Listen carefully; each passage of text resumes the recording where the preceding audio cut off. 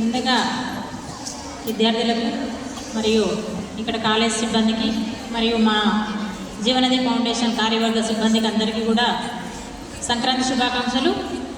ఈరోజు జీవనది ఫౌండేషన్ ఆధ్వర్యంలో సంక్రాంతి సంబరాలు చేసుకోవడం జరిగింది.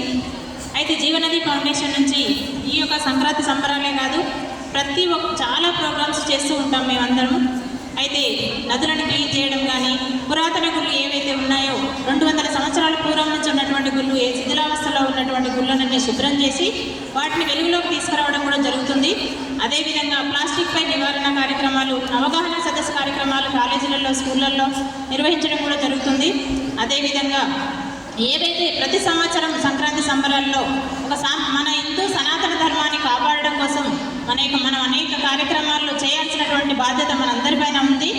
అయితే దాంట్లో భాగంగానే మేము ఈరోజు సాంప్రదాయమైనటువంటి దుస్తుల్లో పోటీలు పెట్టడం జరిగింది. అదేవిధంగా సంక్రాంతి అంటేనే ముగ్గులు అంటేనే సంక్రాంతి, అమ్మాయిలకు ఇష్టమైనటువంటివి ముగ్గులు కాబట్టి ఆ ముగ్గుల పోటీలు, మరి అదేవిధంగా మెహందీ అంటే కూడా అమ్మాయిలకు చాలా ఇష్టం, ఆ మెహందీ పోటీలు కూడా నిర్వహించడం జరిగింది. అయితే మన హిందూ సాంప్రదాయాన్ని ఎందుకు మనం ప్రతిసారి గుర్తు చేసుకోవాల్సి వస్తుంది, మన హిందువులం మనమే ఎందుకు మనం గుర్తు చేసుకోవాల్సిన పరిస్థితి ఎందుకు వస్తుంది అని అంటే, మన పిల్లలు, మన యువత ఎప్పుడైనా పాశ్చాత్య దేశాల యొక్క సంస్కృతిని, ఆ యొక్క ఆచారాలని మన పిల్లలు అవలంబిస్తున్నారు. అయితే మీరు వేసుకోవద్దని మేము అనట్లేము, వేసుకోండి, పాశ్చాత్య దుస్తులు వేసుకోండి, కానీ మన హిందూ సాంప్రదాయాలను మాత్రం మర్చిపోదు. పండుగలప్పుడు, పూజలప్పుడు, అదేవిధంగా మన ఇంట్లో కార్యక్రమాలు ఏవైతే అయితే అప్పుడు సాంప్రదాయమైనటువంటి దుస్తులను ధరించాలని యువతకు పదే చెప్తున్నాము.